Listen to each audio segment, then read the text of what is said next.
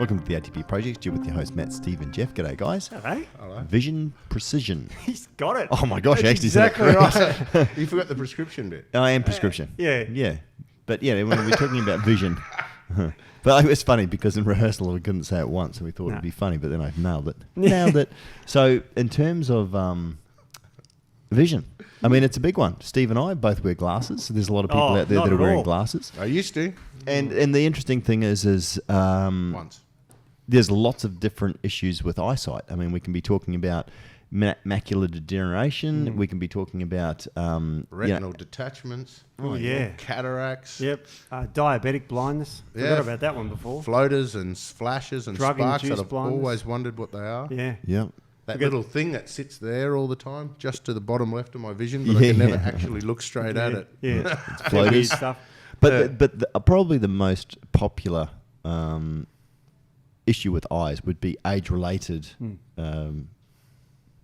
loss of sight, if you like, and not complete loss of sight, but loss of your ability to focus. Reading glasses, as they say, seem to be probably one of the most popular prescriptions, which is what I've got. Once I turned 40, the eyes started to not like reading books. So I had to go and get some glasses, which is a pain in the ass. And we have mentioned before there are some things that you can do, and I've actually haven't got into it and really done it. So we're going to talk about some of the common issues and maybe some things that you could do to overcome those issues.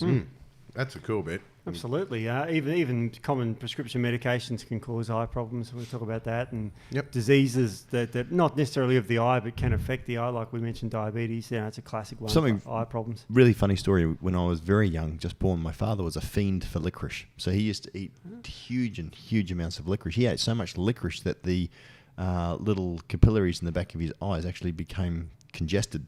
Oh, wow. Got higher blood pressure. And and he ended up taking the same stuff that's in rat poison to thin his blood. Oh, the warfarin. Yeah, wow. And that helped to... his eyesight literally was... Did he stop the licorice? Yeah. Yeah, okay, cool. Because the other thing is probably hardcore addiction there if you're bringing in rat poison to manage your licorice addiction. That's a baddie. I mean, you think of the sugars causing damage to the vascular endothelium of the eyes because the blood vessels at the back of the eyes are really fine and easily damaged. So that could be one reason. Or the licorice causing intraocular pressure. Yeah. If it's above 21 milliliters mercury, that's it. Yeah, so if it goes above that, you can get glaucoma, and we can talk about that today. It's huge. So while we're talking about licorice, it's kind of cool because what it does is it holds extra water into the blood, and that holding extra water increases the blood volume, and that congests the blood vessels. And you stop the licorice, and that stops happening.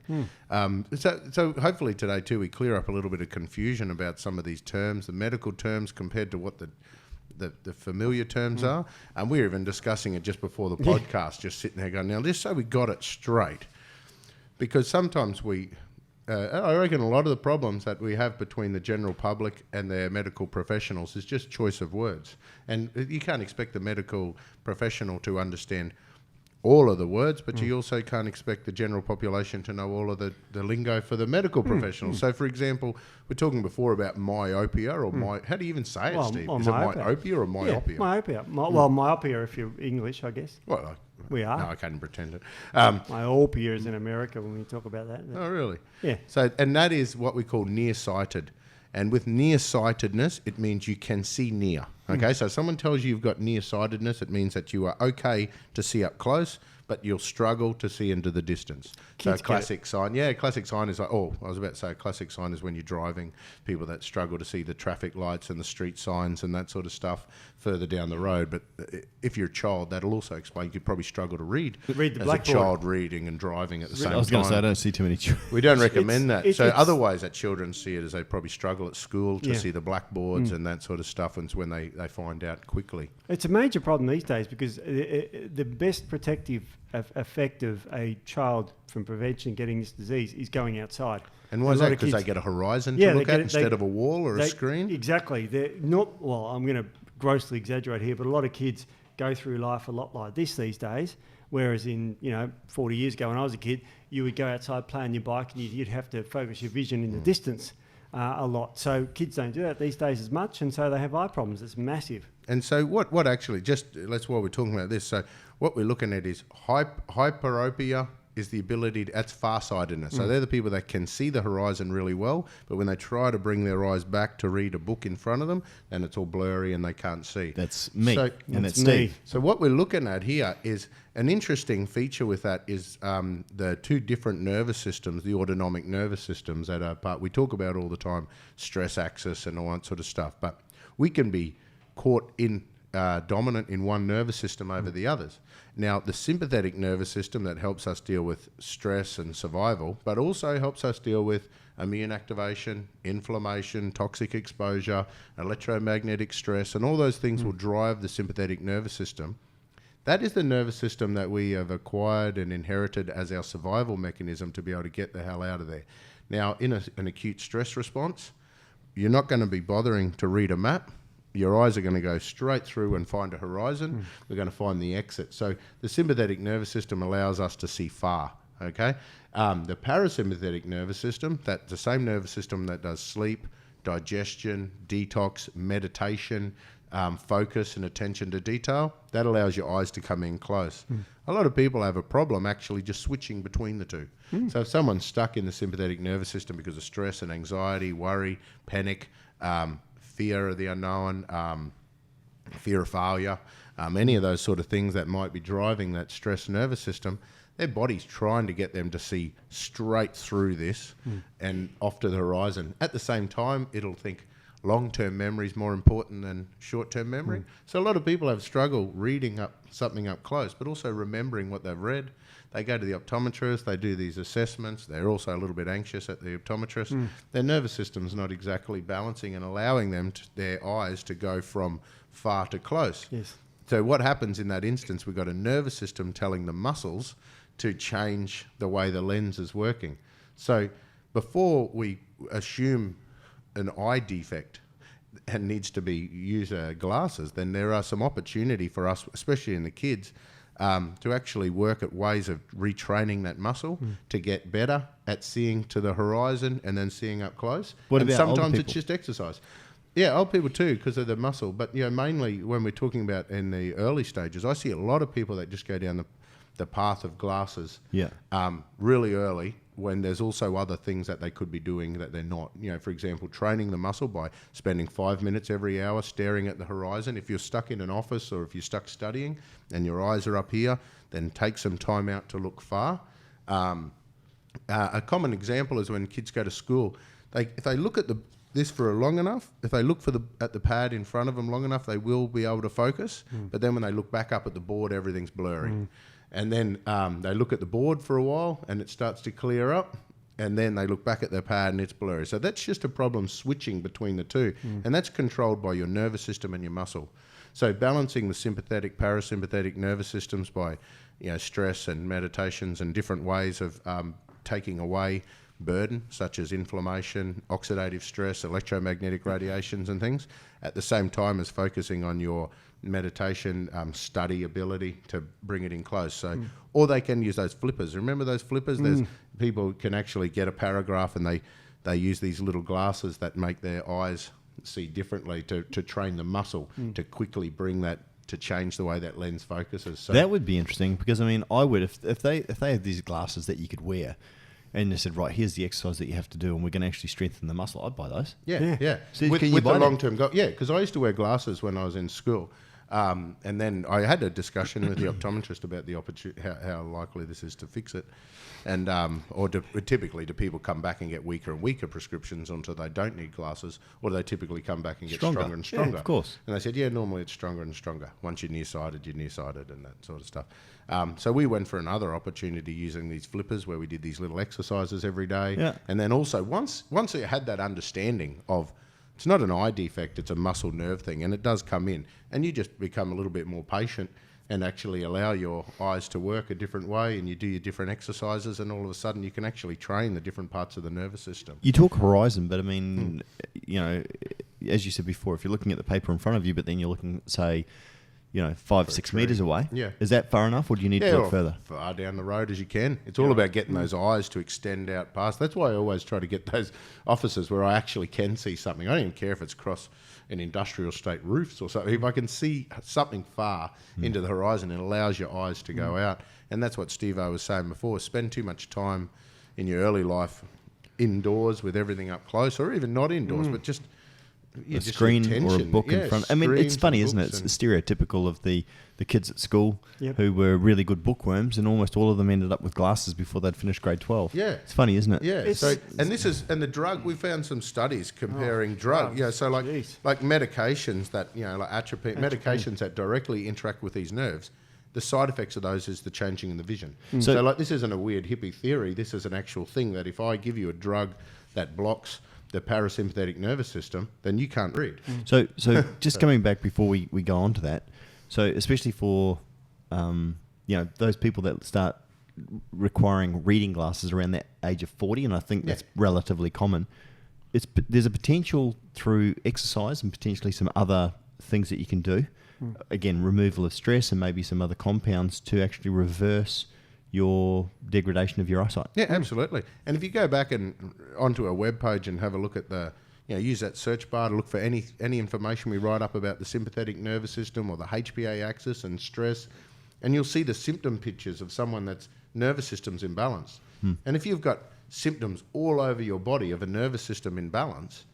and your eyes are one of those symptoms, then don't assume that you've just got defective eyes. It could be that your nervous system's not allowing your eyes to work. So when you go and get the eye test, will the optometrist tell you, no, you've got a problem with your like the macula, if you like, or the lens, what have you, or no, it's a muscle issue? Will they be able to tell you? They will. They take a photo. If you ask the right questions. Yeah, and they also can take a photo of the retina. And this is a good test you can get done. They take a photo of the retina. And by the way, the retina is at the back of the eye, like the part that receives all the light. Yeah. The little front thing, lens at the front, puts the light on the retina, and that's how we see. And that retina sends a signal. So this retina is a very important thing. And if it becomes degraded, then you simply can't be fixed with glasses. It's just, that's age-related macular degeneration is an example of that being degenerated. But if it's the lens, it's the muscular thing that changes the lens focus. And so that's what so the muscles can be trained. That's what Matt was saying. So when you've got macular degeneration where you've got an issue, glasses won't actually improve. No, because it's the macula that's going. This will fix lens issues. Like if I put my glasses on. So where's the macula? Just give us a quick anatomy physiology. Okay. So we know where the retina is. We know where the lens is. Yep. So you've got an eye and it's round shape, and inside there is the vitreous humor, which is the bit that glaucoma, if it's the pressure's too much. You get the lens at the front. And you've got the pupil there where the light goes through, and then you've got the iris, which is the thing that controls how much light is going into the eye. And the iris, that's the coloured part of the eye. And that's actually a muscle, that opens and closes the pupil.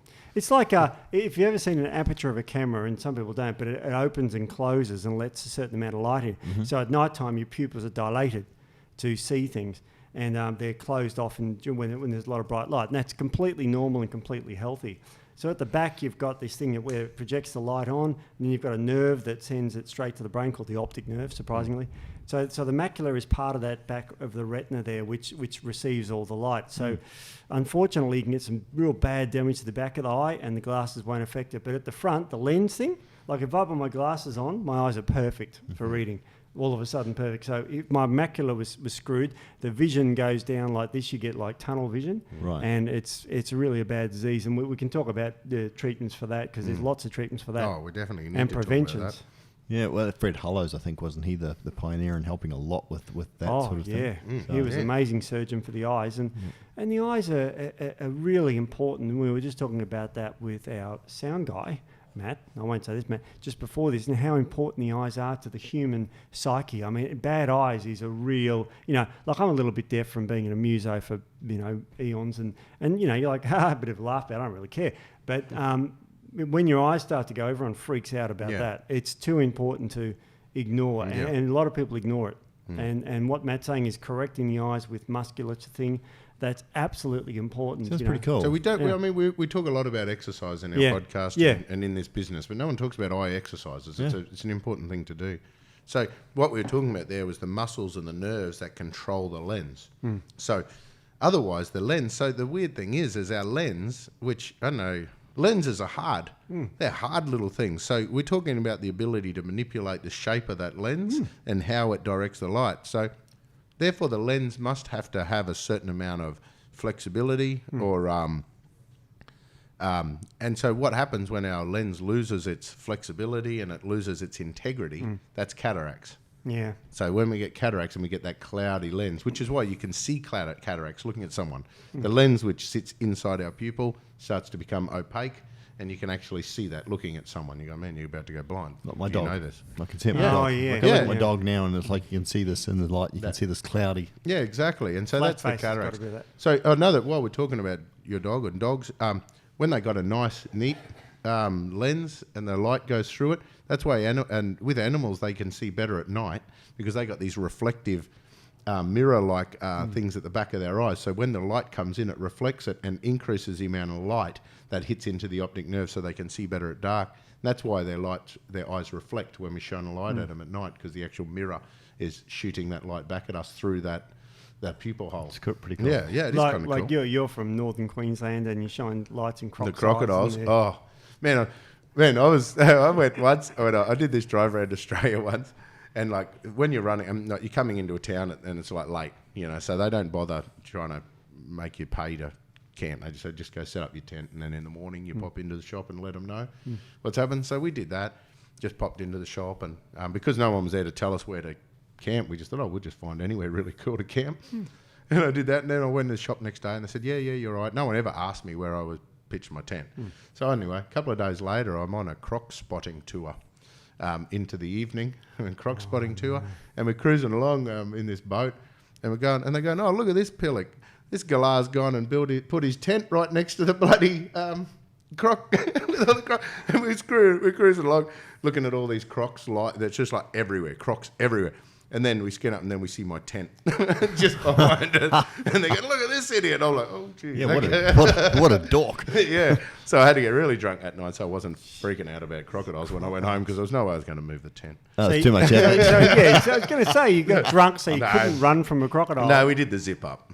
No. The zip. Yeah, we pulled the- Crocodiles do not have opposable thumbs. They No, they cannot can't unzip open tents. zips. No. And they're weak animals. They wouldn't push through a tent or anything. No, They're not for food. Little 5 metre things. little pat them in. Yeah, no, they're Would have been like cuties. eating a burrito wrapped in Tents. Exactly. wrapped in Glad wrap. That was intense. Oh my god! He got his pen out. Like, that was bad. That was bad. That's but it a was clean It was joke. clean, but Yeah. it was bad. Yeah. No, clean. Yeah. But anyway. no wonder. Yeah, no wonder So- he's too tense. Well, no, that's if you're a teepee in a wigwam. Anyway, that's terrible. Oh, that's terrible. Oh dear. Anyway. So these eyes problems in kids. Ice problems. in I, kids. Yeah, I thought you said ice. ice. Oh god. Oh, that's funny. Yeah, I better. That's another podcast. But I'll give you some stats. In the 70s, when I went to primary school, 12% of kids had. Was that the 1870s, Steve? Yeah, or was that- 1870s. Okay, yeah. Yeah, the gold had just been discovered. The Eureka Stockade was the big news. And 1870, when I went to school, there was 12% of people with eye problems, and then it grew to 31% by 2004. So kids' eyes have got much worse Why? because they're not going outside. Right. Yeah, right. They're not going outside as much. Yep. And what's interesting about it, there's a couple of factors in there as well, because when you have a look at this eye, the anatomy, physiology of an eye, it's all full of water. So we're looking at this weird flexible sac that's kind of full of water. So the oily membranes that protect our tissues to give that elasticity and the flexibility, very complicated structures to make. So a lot of people think there's good oils and bad oils, but you got to understand we need a combination of solid saturated fats that produce a bit of structure and infrastructure. We need the soft flexible ones. We also need the oils that help to regulate the way arteries dilate and constrict and contract. We also need these things to be very flexible and very tough. It's really hard to it's hard to explain, because you've got to realise most of the rest of our body's covered in skin, protecting us from UV radiations and solar flares and all these other different bits and pieces that are blasting radioactive. Solar flares do magnetic radiation badly. See, you laughed at that, didn't you? No, I didn't. You did. You said solar flares are more. Well, It's every actually- 12 years we have a solar cycle, and you don't know about that astronomy shit. That's for another podcast. Yeah, that's Yeah, another. we do one on that, but not today. Yeah. No. So your eyes need to have all these oily structures, but they're also extremely they get a lot of exposure to potential damaging radiation. So we need them to be full of fat-soluble antioxidants. We need them to be loaded up with nutrients.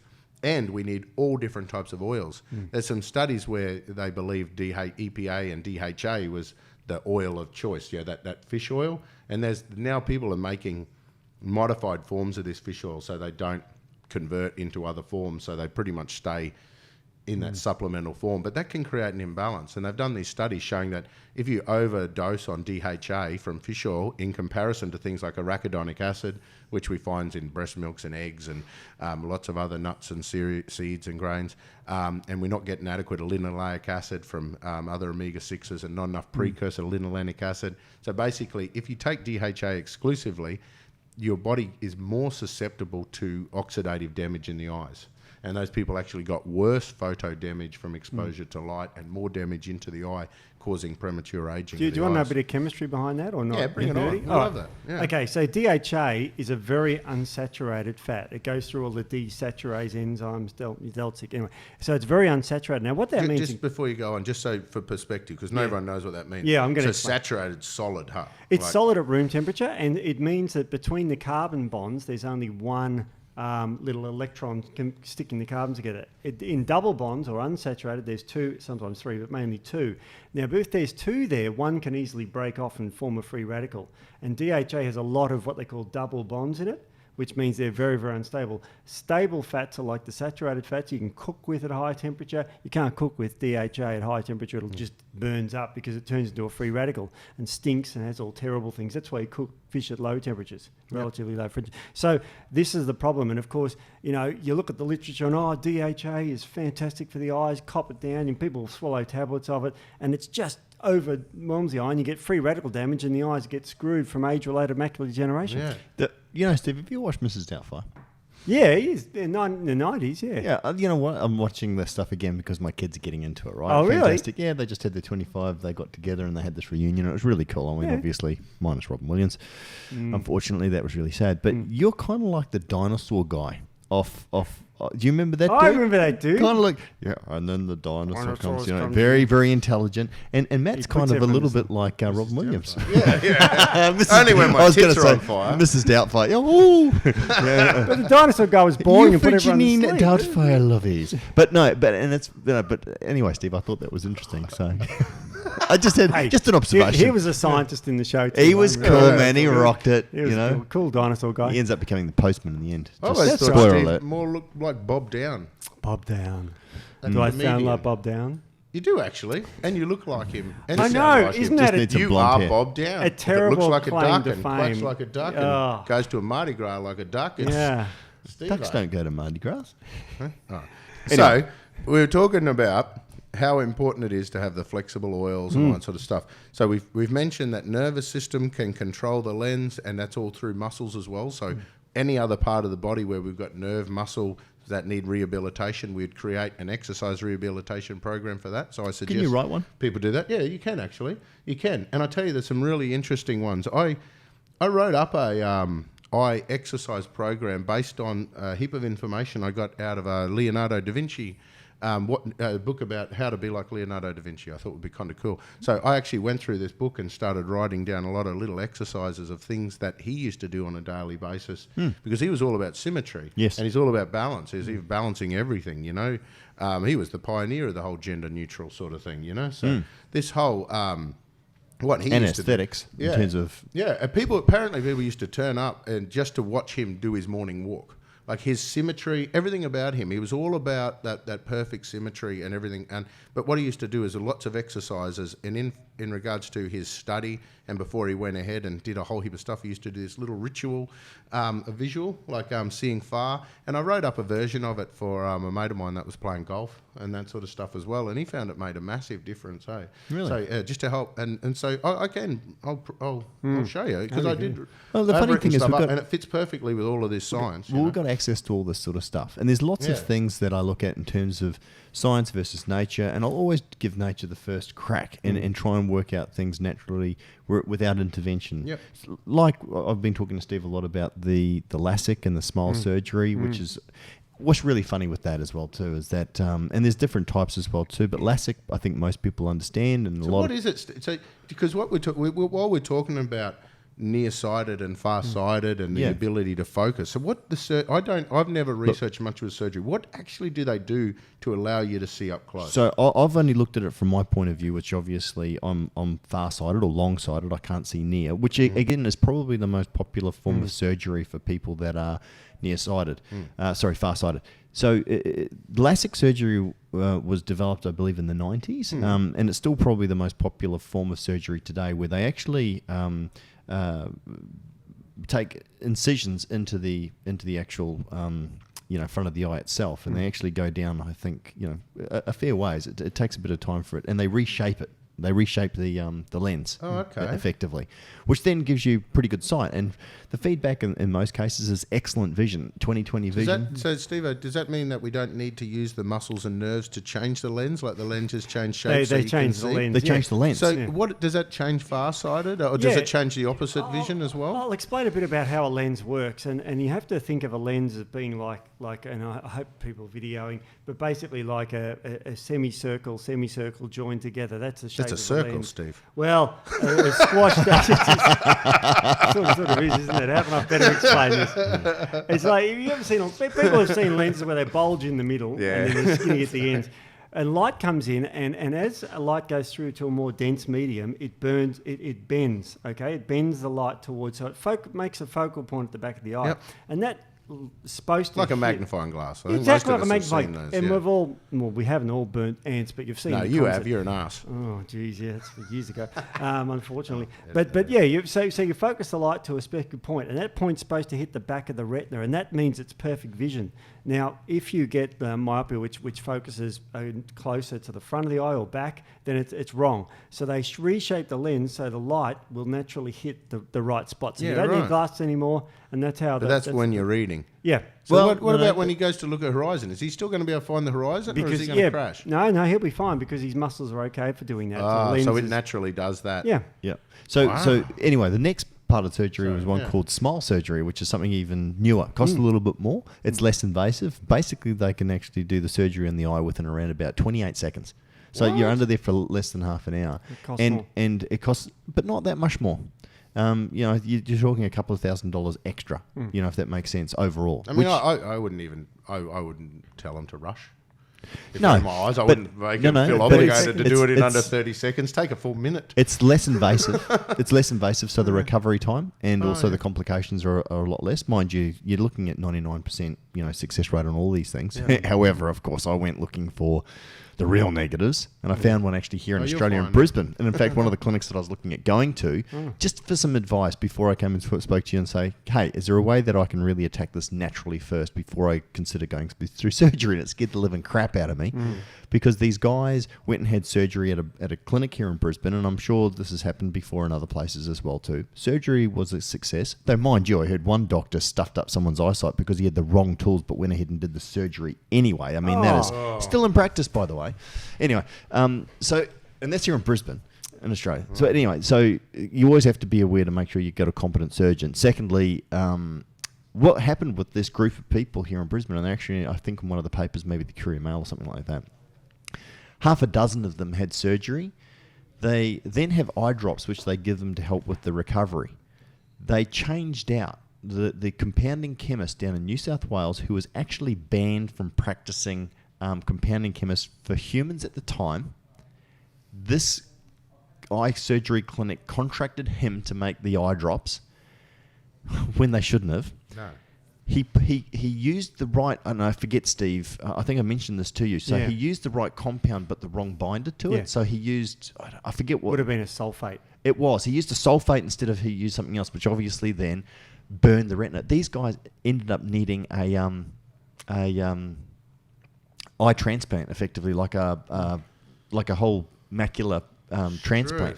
So it went from a relatively minor surgery to something really, really major. And these guys were effectively blind in the eyes that they had the surgery. See, you get a bit chemical. When you have a sulfate in a solution, it often binds with other cations or minerals to form solids. And you don't want that solids in the eye. No. You want a hydrochlorite form, which is slightly acidic, which is what the eyes are. So, you know, if you're compounding for the eyes, you always use HCl. Even I know that, and I'm not, it's just sulfates do form solids. Anyway, long story short is it's very, very safe as far as I can see. And look, some people might have some other things that I haven't considered from what I've researched.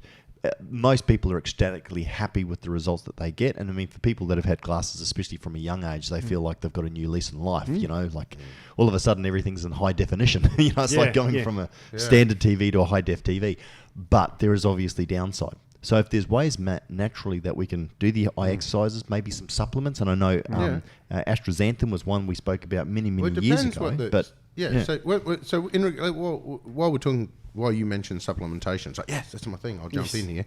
No, for cataracts, the problem is with cataracts, a lot of it's prevention. Once the cataracts are there, to try to change that back. So cataracts is all prevention, and the way to prevent it's all antioxidants. So we're looking at various forms of antioxidants. Now, one of the main ones they talk about for the eyes is superoxide dismutase, and that's based on zinc. Okay, right, and a lot of other cofactors. But just keep in mind that I said zinc there, because that seems to be a common theme across these eyes, but it's something that's not looked at classically as the hero of the eyes as well. But anyway, the zinc seems really important for that. There's superoxide dismutase. We talk about NRF2 activators, okay? So we talk a lot about herbs that stimulate anti-inflammatory and antioxidant pathways via activation of NRF2. There are lots of things that do that. But after you activate the NRF2 gene, it has to ask your body to create antioxidants and anti-inflammatory chemicals. For that, you need a certain basis of nutrition.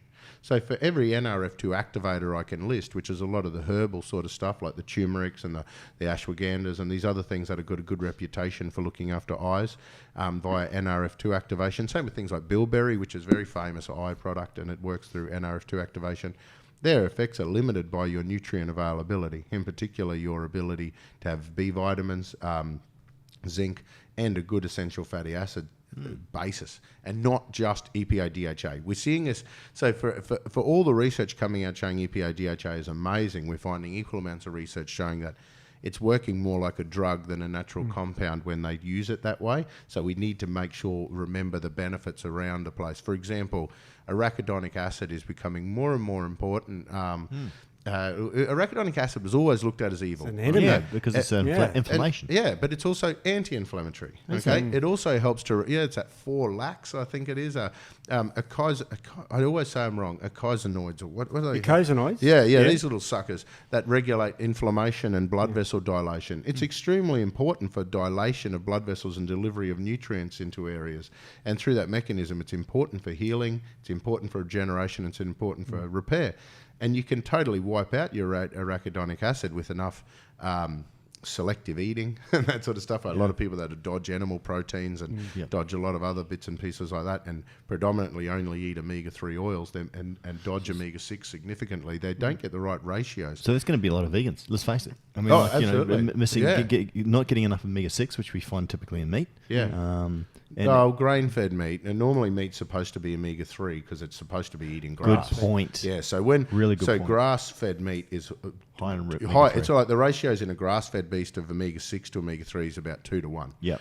When they put that beast onto a grain feed lot, they blow it out from about 20 to 40 to 1. It's crazy. Chickens that are fed grain, really bad. In fact, the worst chickens for oils are organic chickens because they feed them organic corn. They'll find something organic. And again, organic versus nature. See, if they're eating their worms and their beetles and all the rest of it, that's what you want them eating. And that's where you get all your omega-3s. That's where you get your conjugated linoleic acids. That's where you get all your phospholipid forms of your lecithins and all those things that then make a beautiful free-range egg. Yeah. Okay? So if you've got the opportunity to get... And the same thing, if you get a chicken carcass, you have a look at an organic chicken, they're just sometimes very strange. It's funny, in the hierarchy of things, you'd go, okay, so cage eggs, which, again, there's a massive movement against that, and that's a really good thing.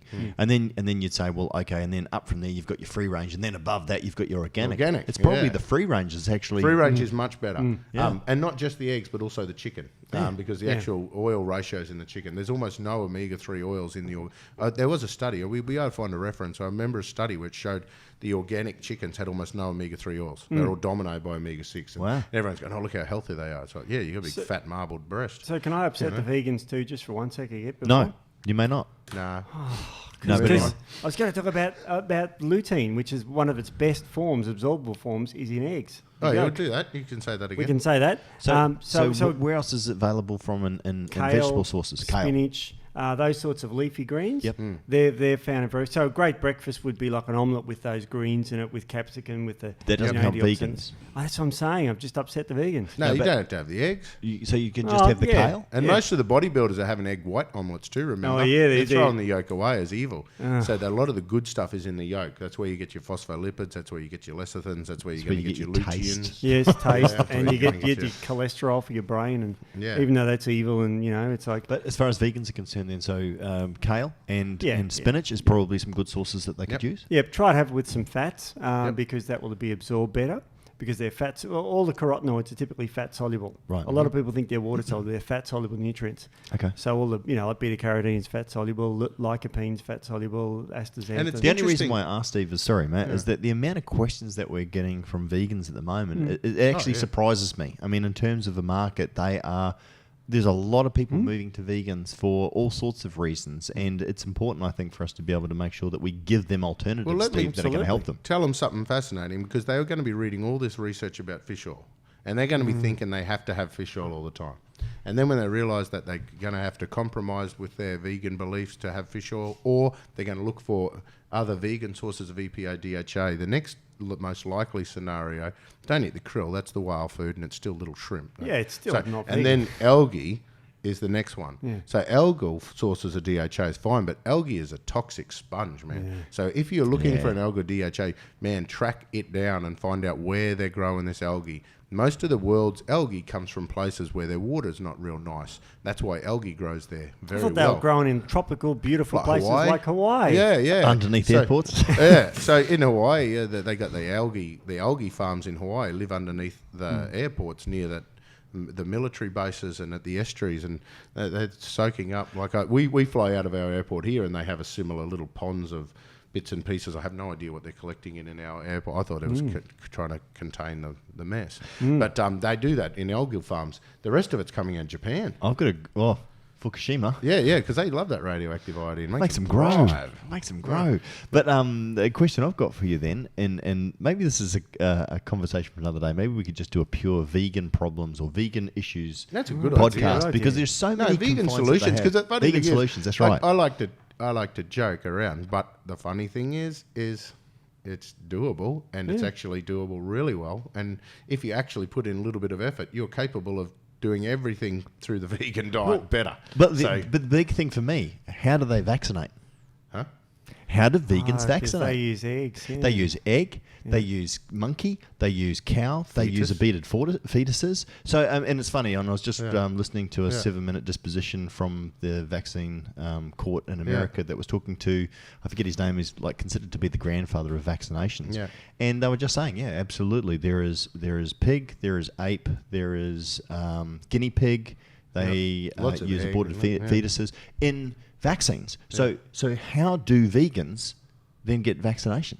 I have no idea. Jeez. They're not eating it. Yeah, but it's been injected into them, Oh. though. It's Yeah, still I know. entering their body. Yeah, they're still supporting it. Yeah, I have no idea, man. Don't know. That's tricky. Yeah, one, that's a isn't it? weird. That's a don't- question for don't- another day. Yeah, that's a Anyway. question Much for so. another day.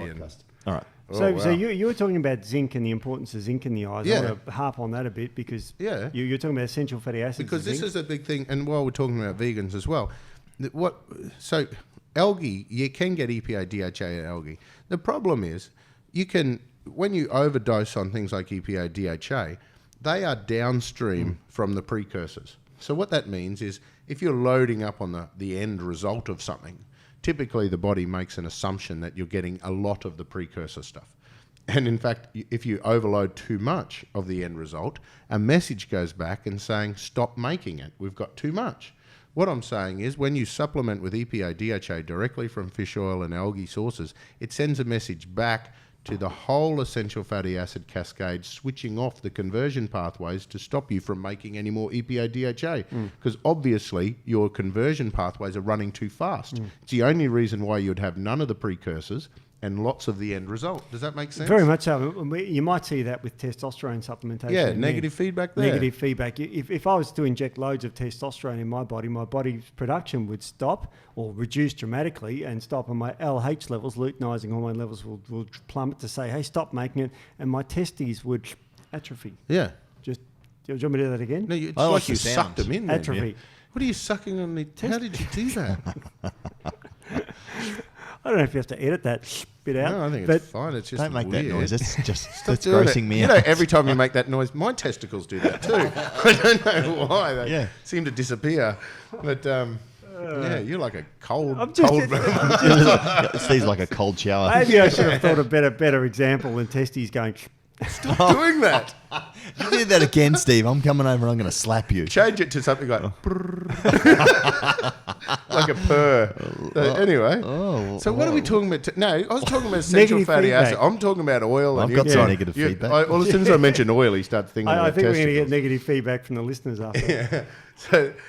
So basically, what I'm saying is Certainly from your wife, anyway. Oh, the yeah, she vegans, watches. the vegan people, and all of us can do this because the funny thing is, fish have, for too long, we've believed that EPA DHA makes you smart because fish beach themselves and forget where they were 10 seconds ago.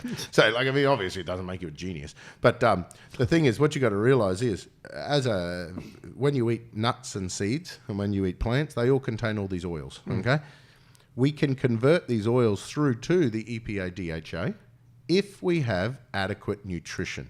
Now, the research shows the way to switch off your conversion is by supplying EPA DHA end result, or for example, on the omega-6, if you supply GLA and that sort of stuff, it sends a message back to the start to say, don't bother making any more, we've got it covered. It switches off those pathways. The other reason why those pathways get switched off is because we run out of nutrients. And one of the rate-limiting nutrients is zinc. So what's really interesting, when we have a look at our ability to make an oily structure that is your eye, zinc is so important to help convert. And isn't it cool that nuts and seeds we're talking about is a great source of essential fatty acids for this? Also a great source of zinc and selenium and the things that we need to convert these oils through. So a zinc deficiency is actually more likely to be your rate-limiting step for your production of EPA, DHA and GLAs and that sort of stuff than actually your diet. So you don't need to eat those foods. We just need to eat the precursors and then have adequate nutrition to be able to convert them through. And the more oils you eat, especially if you go on keto or ketotarian, and is the big one now where people are doing vegetarian or vegan forms of keto, which is by eating lots of oils Nuts. and that sort of stuff. And then those people will need more zinc, need more B vitamins, need more magnesium, need more vitamin C than the other people because they need to fuel those desaturase enzymes to convert those oils through. And once you have that ability, you can go backwards and forwards to fill in the gap. So, for example, if your eye starts getting mushy, such as macular degeneration, because that's pretty much macular degeneration is. Yeah. We're getting sloppy, mushy cells that are degrading too fast. And then they can even slough off and shed and all that sort of stuff, or hemorrhage, the blood vessels hemorrhage, and we get like little varicose veins through the eyes, and then the integrity of that muscle tissue, the macula and the retina, they can't possibly be healthy with good nutrients and good stuff if they're not getting good circulation, they're not removing waste, they're not delivering the antioxidants, the anti-inflammatory compounds. So what's so important is to not just think we're geniuses and go, EPA is important for controlling inflammation in the eye, let's load it up, because that's what causes mushy structures. And there was a big link, because of macular degeneration, back about 20 years ago, macular degeneration become a massive problem, like with the elderly. Everyone was getting it. And what did they blame? Margarine and not butter. So what happened is everyone stopped eating butter, which had saturated fats, and moved over to these trans fats, margarine. Now, trans fats do not fit in the essential fatty acid cascade, but they kind of resemble it like they should be. So that's a classic spanner in the works. When you get trans fatty acids, they look like normal oils, but they're modified and the body can't convert them. So they just jam up the process. The enzymes try to convert them, but they can't. They just gum it all up. And so what happens then is the eye totally misses an ingredient, and then you lose that structure, where if they just let the people eat butter, it'll be fine, eh? Oh, yeah. Look, it's problematic, and I don't want to we didn't wake up this morning thinking, oh, let's bash, Heart Foundation people again. It's a good old tub of margarine that if it's got the big tick on it, you just got to avoid that stuff. It's really bad. But nobody eats margarine anymore, do they? It's still Do they still sell it? Yeah. They still sell it. Well, a lot of people now are eating the cholesterol-lowering margarine because it's got the sterols in it. They're a beta Oh, my gosh. So they now tricked us into thinking, hey, look, we've worked out a way of trying to make it healthy. How's this? Effectively, my auntie, like I've grown up with her for many, many years, friends of the family in New Zealand. They're now living over here as well too. She just came to say hello the other day, and she's been put on statin medication because all that she had was an increase in her cholesterol level. There wasn't any signs of arterial plaque or anything. And I'm like, are you serious? Yeah. So I've just told her, look, please do yourself a favour, go and listen to the podcast on cholesterol, and then please go and seek some alternative advice from some doctors around the use of statins. Yeah. If you're on statins, if any of your loved ones are on statins, educate yourself, please. Yeah. Well, can I give you some more bad news? Give us some education on the statins. From this paper that I've found. Basically, they're warning against taking statins because it causes, quote, ocular disorders. And I'll just read the conclusion. All statins were associated with ocular side effects with atorvastatin, which is the most common one, by the way, showed higher. Yeah, wasn't going to mention that. Showed a higher incidence of ocular side effects in conjunction with muscular and liver problems. So this is huge. That's a segue I didn't even know was coming. It was a beautiful segue. Yeah. There you go. Well done. It's really bad. I mean, there was 131,000 cases reported. People taking statins, and there was 2,000. Can I say though, going blind is probably the least side effect that you're going to get from a statin. It's one of the it's not great, but there's some worse ones out there, like death. You die of something else before you go blind. That's good news. It's what because you die so quickly. Yeah. I mean, what really scared me was CoQ10 won't fix these things. So a lot of people believe that I know statins are bad, but that's all because of CoQ10. If I take CoQ10, I'm fine. That's not the case. It's just and the link in with CoQ10 is that CoQ10 is made from cholesterol.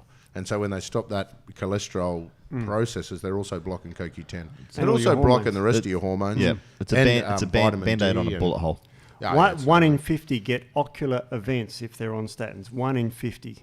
What's an event? Well, all sorts of things. They get all sorts of side effects, Well, 1 in 50. Is that actually the most commonly prescribed drug at the moment? Yeah. Still. In Australia. Yeah. Actually, the two most commonly prescribed drug is, the top two statins. Yeah, wow. That's scary. And then 1 in 50 of those people. 1 in 50, 1.8%. So 1 in 50. Struth. So that's huge. That's like thousands. Well, 2,325 cases were reported in this study. Wow. Of ocular side effects that were related to statins. Wow. So I don't care. Man, how's the doctrine of signatures? I just keep reading all this stuff going, man, we all need eggs. Well, I was just going to say eggs, but also I wanted to talk about doctors' signatures. Signatures. Yeah, you should say it. If I could say it. I would say it if I could say it. You should talk about it more and you get better at saying it. I don't think so. I actually think it goes the other way with me. The more I say it, the worse it gets. As I said, I will trample over names. It's so funny. We've got somebody complain the other day. Can Jeff please call it glyphosate, not glyphosate? It's like that's what they get. The funny thing is that, see, we've all been in trouble for saying the wrong thing sometimes. But the transcript misinterpret too. So sometimes the transcript are actually turning our words into other things. I'm not blaming the transcript. I would definitely say glyphosate instead of glyphosate. It's kind of like the whole podcast about a really terrible poison that's everywhere. Oh, but it's not pronounced correctly. That's, so now to me, they don't out get. The window. Yeah, they don't sort of get that. It's kind of like No, it is true though. But this, man, I'm saying this is the big problem that most of our mates that are listening to our podcasts are having when they're going to their medical professionals. And I have the same problem because I misinterpret that. I read more than I say. Okay, so very often I'm in there, and the first time I've ever said these things out loud is either on a podcast or in with a medical professional. And the moment, and you're there and you're talking, and you don't ever say Google. That's the first time they shut down. And the next time they shut down is if you misinterpret a word, and they go, oh, well, he misinterpreted that word. So now I'm not even going to request that blood test he's asked for because that word he said doesn't exist. So that's a big problem, lingo and communication, which is why sometimes we... pre-phrasing a question with "Please drop the ego," so we can get a result here. Well, you know, Well, as I said, I'll trample over people's names, so don't worry about His own name. Sometimes he calls himself Steve. Alan, actually. Can't have that. Alan. It's quite staggering that like, you know, we win glyphosate or glyphosate, or, you know, with the T in it. Yeah. It's kind of like, who cares? And the big picture is that there's a real bad poison out there that's causing all untold misery. We say Roundup. The way you from now on. pronounced it. But the problem is, the reason why we don't say Roundup is because Roundup will be banned. Of course it'll be banned. Then glyphosate will turn up as something else.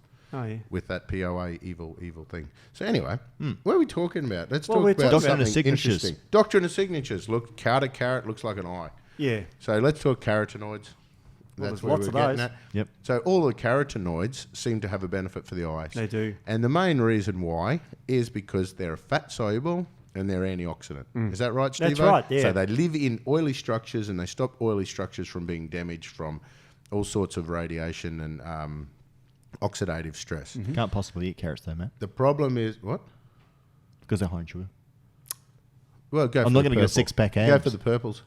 Go for the They're purples. low Man, in sugar. seriously. Oh man, I'm angry. I've forgotten the name of the company because I should really give them a plug. So there's this really cool organic company now that you just say, I just want what's in season. And we just do a weekly box. Bugger off. What they grow in season, that's all nice and fresh and vine ripened. We get a mystery box once a week. It's loaded up. We're eating stuff that would normally be part of our diet, and it's absolutely amazing. It's just what's in season. And what comes through in the box yesterday were these golden bright yellow carrots, and then the dark purple red carrots and everything. It was absolutely amazing.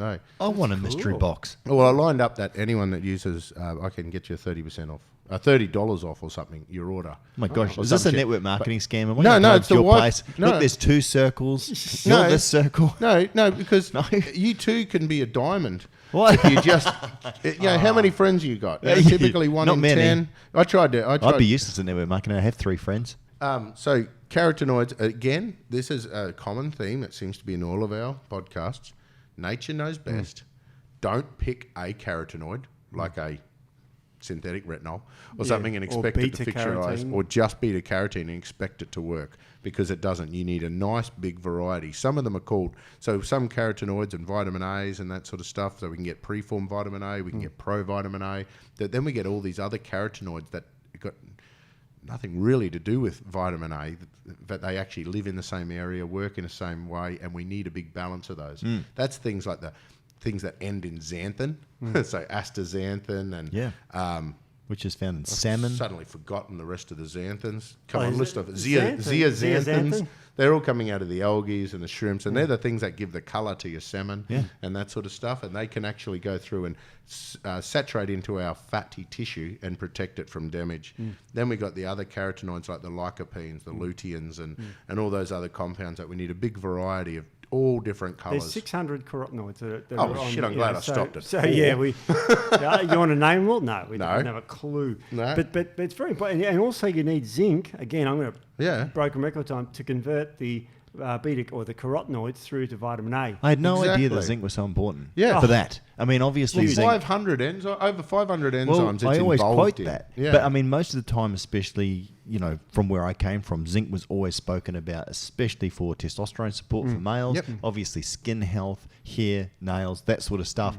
And typically it's from the aesthetic point of view. But man, I had no idea it had such an important role for eye Yeah. health. Well, And- immune cell health too. Oh, and immune, of everything. course. Yes. And the cool thing is about zinc, a lot of people are out there, it's really hard to overdose on zinc. Okay, so when you take a zinc, if you use a zinc picolinate, you are capable of overdosing on zinc. Okay, that will bypass your natural regulatory mechanisms.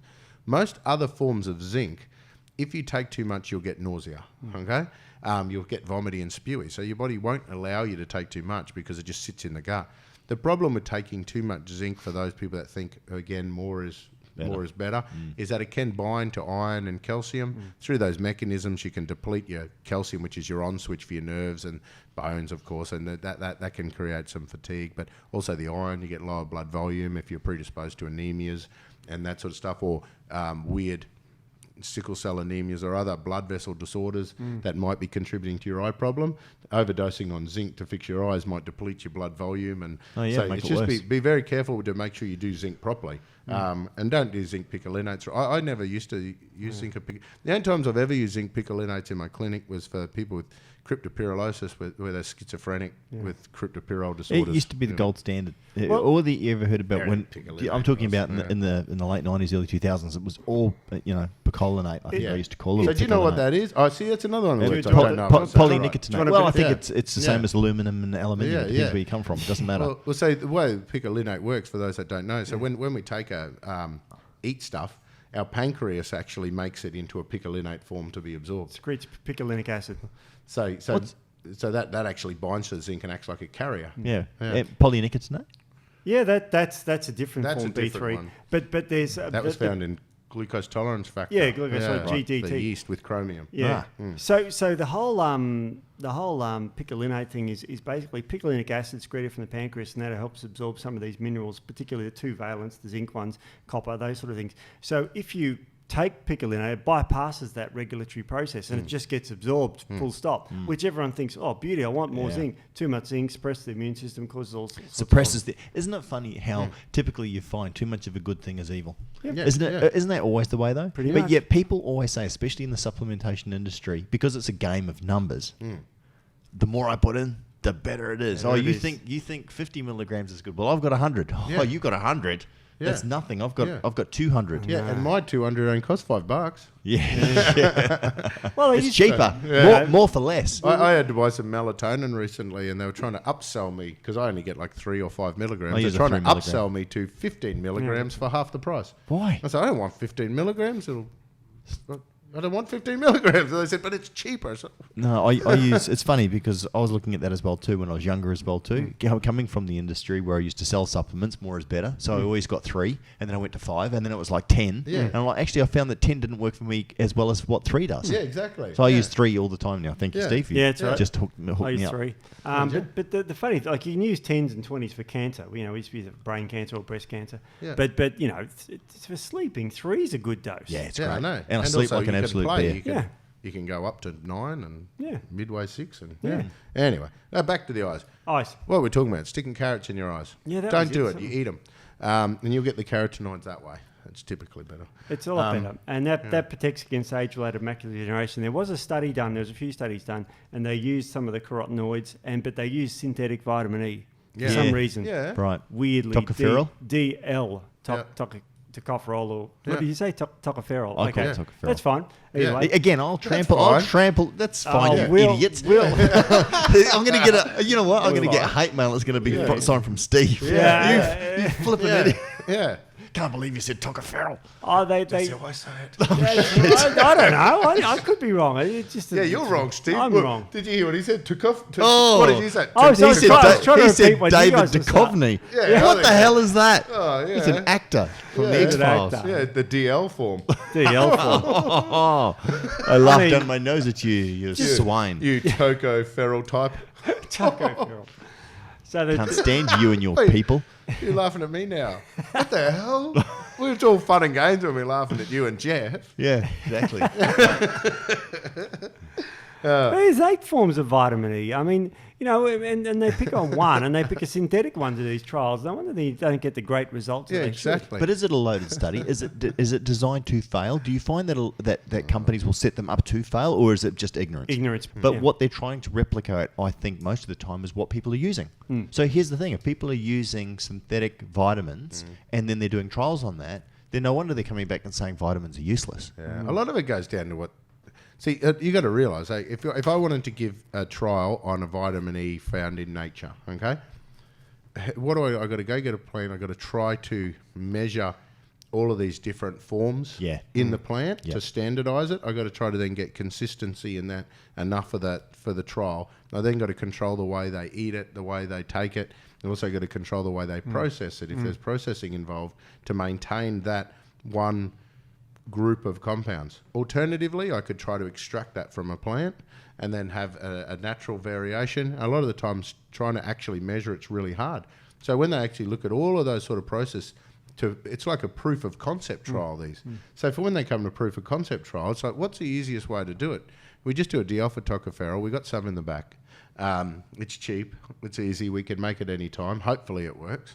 If it works, we can, or if it gives an indication that it might be going to work, we can then justify the expense of doing a proper trial, you know? But then in the meantime, they get enough data to sell the D-alpha tocopherol. They never move on. Well, this was the second arm of the trial, so they should have learned from the first. But, Yeah. but they're up, because you were right, superoxide dismutase with zinc is very important, but it's also copper dependent and there's manganese dependent. Yeah.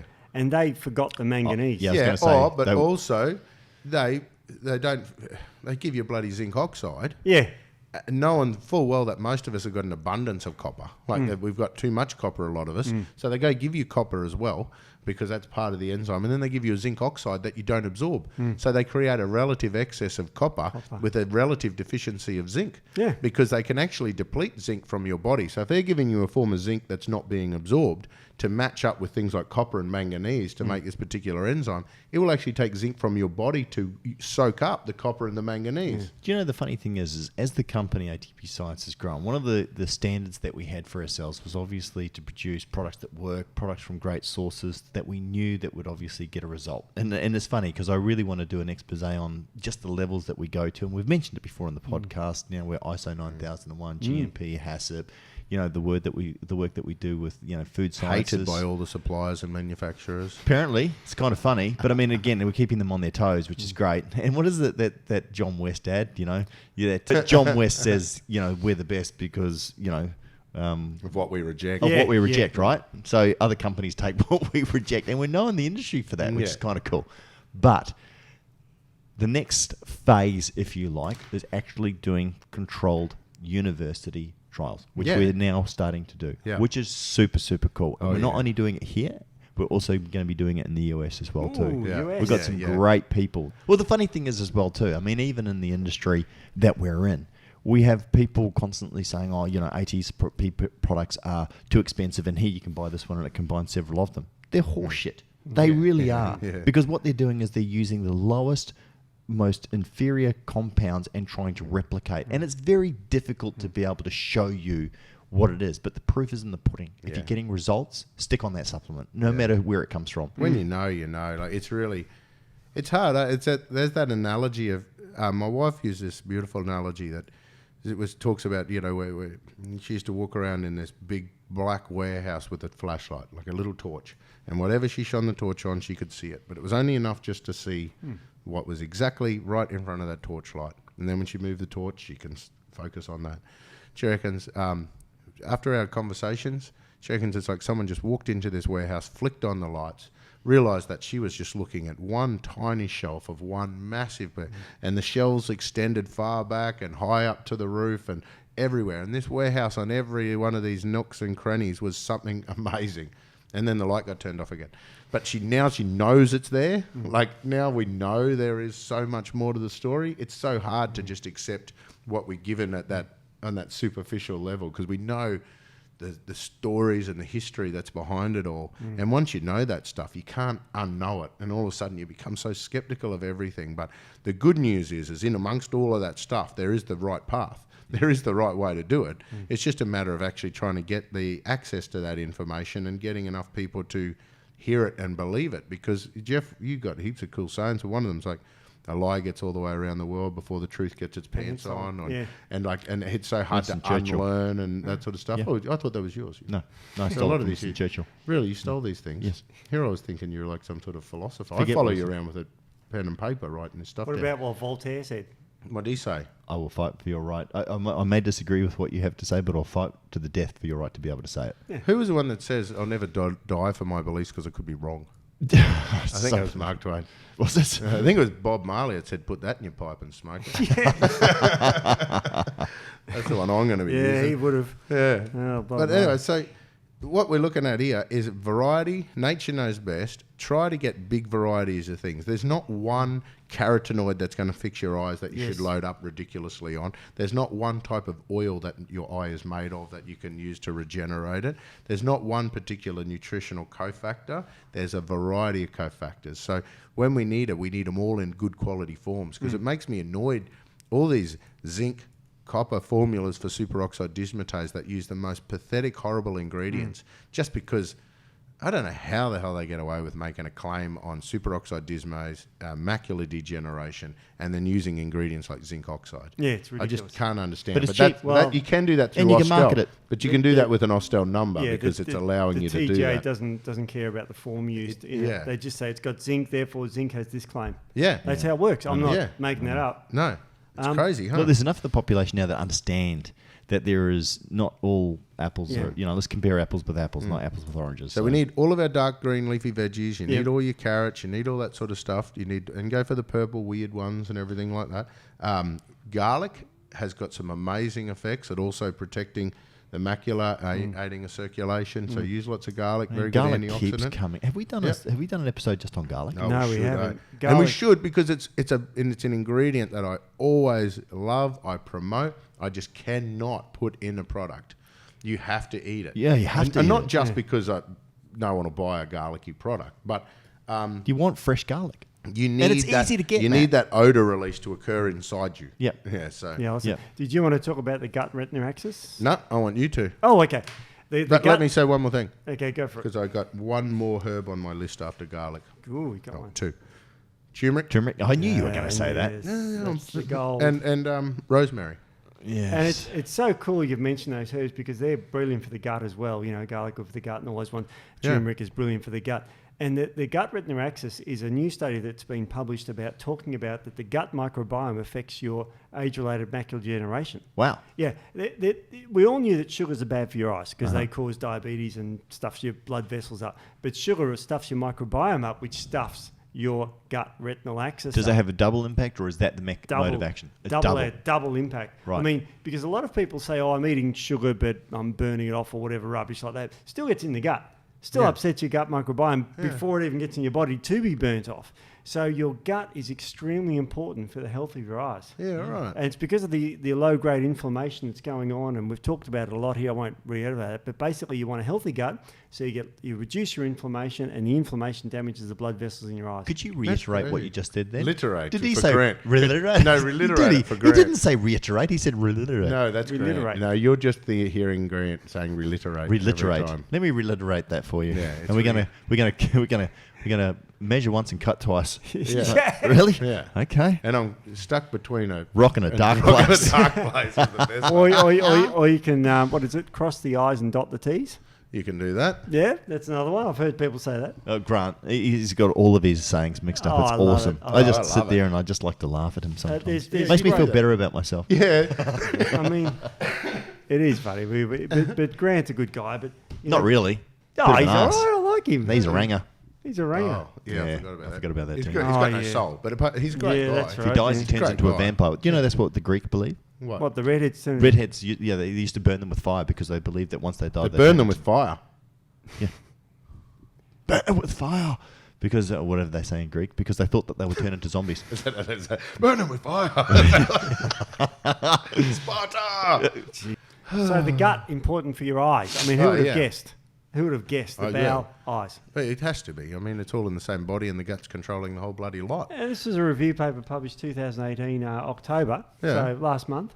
So diabetics. Yes, So I know. you know how, like with a diabetic retinopathy, what happens there is their blood sugar stays high for a long period of time. Mm-hmm. The body has a mechanism of taking the sugar out by converting it to sorbitol and putting it in the cells, and that's water soluble. So all the water rushes in, and then the cells explode.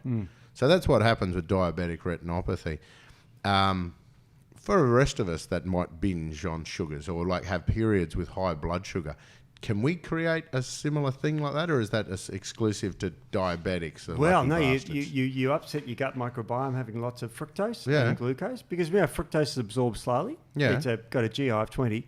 So fructose is the worst. So that one gets absorbed slowly, stays in your gut longer, upsets the gut microbiome. That causes chronic inflammation systemically for up to days. But hang on right. a minute. So you're saying that eating strawberries is bad now, Steve? Not strawberries because the fibre in there upregulates the good bugs. Okay. So there's a beautiful balance with fruit. And also, you've got the seeds So you're on talking the about outside like of the fruit strawberries. juice. Because you're not talking high fructose corn syrup, because high fructose corn syrup's a modified fructose that gets absorbed so quickly that Yeah. causes other defect problems in your body.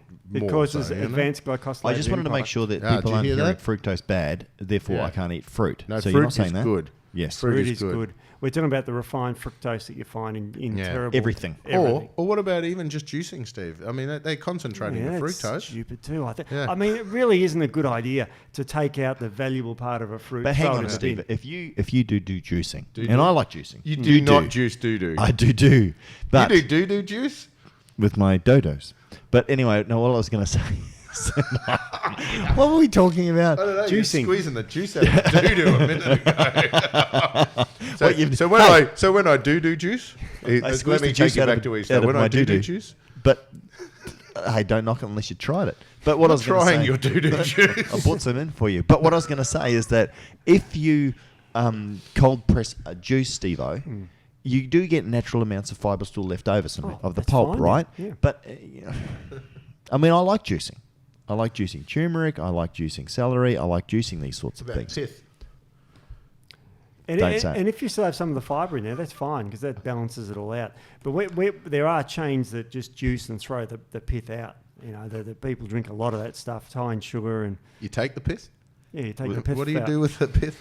Let's not take the pith. So hang on. So when you do juice, it's all good for you, and then we take the pith. And what do we do with that? Do you put it back into your cookies or something? Well, that'd be a good idea, wouldn't it? It would be, because you don't want to waste that fibre. Don't want to waste the fibre. Fiber's great. It's soluble fibre. Breaks down to acetic acid, propionic acid, butyric acid. All those. Sounds like a horrendously acidic diet. Yeah, it's like good. Along with our other essential fatty acids. We want to acidify. Yeah, and we don't want acid in the stomach. That would be terrible. Oh, yeah. That's how we measure a healthy gut. Oh, it's with our terrible, short-chain fatty acids. So the gut is amazing. Yes. We've got to watch out too much sugar. Other than the diabetic stuff we do also get a process known as glycation as well. So if you binge in sugar often enough, I'm not talking a constantly high blood sugar where you get diagnosed with diabetes, but if you're doing a regular cheat meals and you're doing these regular binges, you can get spikes in blood sugar. And what happens in that instance, the sugar oxidizes proteins and it damages receptors, it damages cells, it damages your eyes. So having a regular enough of a high sugar blast will create a lot of oxidative damage. Yeah, it forms ages and rages is what they call them. Oh, see, they're much cooler than the Ages age you because they're advanced glycosylated end products. So there's glucose sticking to proteins. I've got a clean joke about that. I used to say, why do they call it glucose? And it says because it sticks to things, glucose. It sticks to proteins and forms advanced. It's a terrible joke. I didn't say it was a good one. Yeah, no. It's clean one. It's clean. Clean. I don't think it would be defined as a joke. Like technically there's involved... It's the way I get the students to remember. Yeah. And then you got the rages, which is the radical advance, which forms as free radicals of these advanced glycosylated end products. Give us another clean joke about that. I can't think of any more I've totally lost track of science. I'm now just become a smartass. So now go. So we've got the ages and the rages that are coming from the glycation, so the sugar oxidative stress on the protein structures. Sticking to the proteins. That ages and rages things much faster and degrades them. And you can measure it with a blood test called the hemoglobin A1C test. It's a common diabetic test that a lot of diabetics get monitored to see how well they're controlling sugar over 3 months. And so that's a good way you can test for bilberry. Bilberry is one of the most famous eye herbs. In my experience as a naturopath, everyone got to do something for eyes. They went and got bilberry. Yeah. And that was all based on a study on some pilots, wasn't it, from the American Air Force that found that they could see things. And that works a lot on that control of the sugar. So if you're one of those people that binge on that, and what I used to do is mix a lot of bilberry in with other things like gymnema and other of those other herbs. Silvestri. In fact, my diabetes one to protect their eyes and their kidneys, I used to base on hawthorn. It used to be basically hawthorn, bilberry, and gymnema. Yeah. What a great combination. Thank you, Steve. Because of the oligoparanthocyanidins too, as protective antioxidants in the eyes. Because those things get in everywhere. They're really good antioxidants. And again, a fat-soluble antioxidant. They are. So they live in these oily structures because a lot of the water, as the site of the inflammation, the water has a lot of the acids and a lot of these other damages and metabolic wastes and that sort of stuff. So we need antioxidants living in the oils to protect them from going rancid when they're getting washed over by this toxic oil. Oil's actually good source, I think. Yeah, absolutely. Grape seeds, absolutely. Grape seeds are a good one. Did you have anything else there, Matt?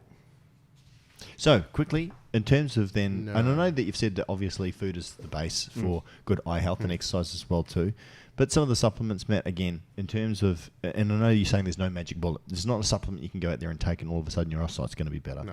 But things that you could consider would definitely be the astaxanthin or no? Oh yeah, any of those xanthans. So look, but you want a combination of them all. Right. So you want to go looking for foods again. Yeah. This is why all of our products we make, we end up making them food because I'm looking for things like astaxanthins, zeaxanthins, and all these combinations of fucoxanthins and all those. I just like that saying out Oh, loud. of course you do. And all those you're sort a of potty things. mouth. And you end up with an algae extract, or you end up with a full food because they naturally contain all these You things. could end up with an omelette. What? An omelette would be a great eye food. It would be. All the spinach and the kale with Yeah. the eggs, with the yolks, not Yeah, without exactly. the yolks. Yeah, make sure you have the yolks. Absolutely. And an interesting thing for people that are worried about the fat in the yolks, then they have the soft yolks, which doesn't work too much on an omelette. But if you keep the yolk soft, you're not saturating as much of the fat or damaging as much of the fat. But whatever. So the other thing quickly I wanted to mention as well, because I found this was what I wanted to know about, so I looked into it, was those floaters. Yeah, those little weird blood vessels and those floaters and the sparks and that sort of stuff we get. Most of those things is an indication, partly about the indication of the health of your eye, but more an indication of the health of your blood and your microcapillaries. Because what we're actually seeing is little hemorrhages, little leaking of blood vessels, or little varicose veins, spider veins sort of things in the back of the retina. And that can come from trauma, that can come from blood pressure issues, that can also come from capillary fragility, or if you've got a tendency to bruise easily, if you've got a predisposition to asthmas, if you've got a predisposition to varicose veins and cellulites and clottings and DVTs, then there's a fair indication that your little microcapillaries might need some support. And guess what? Essential fatty acids, fat-soluble antioxidants, same sort of thing. Same sort of thing. It's great. Yeah. Thanks, guys. All right. No, thank you. Thank you. Thank you.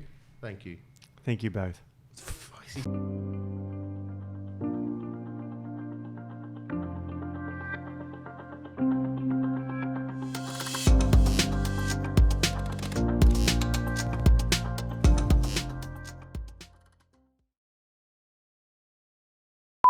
Well, my daddy when said, when it's right, while waiting till the middle of a cold, dark night.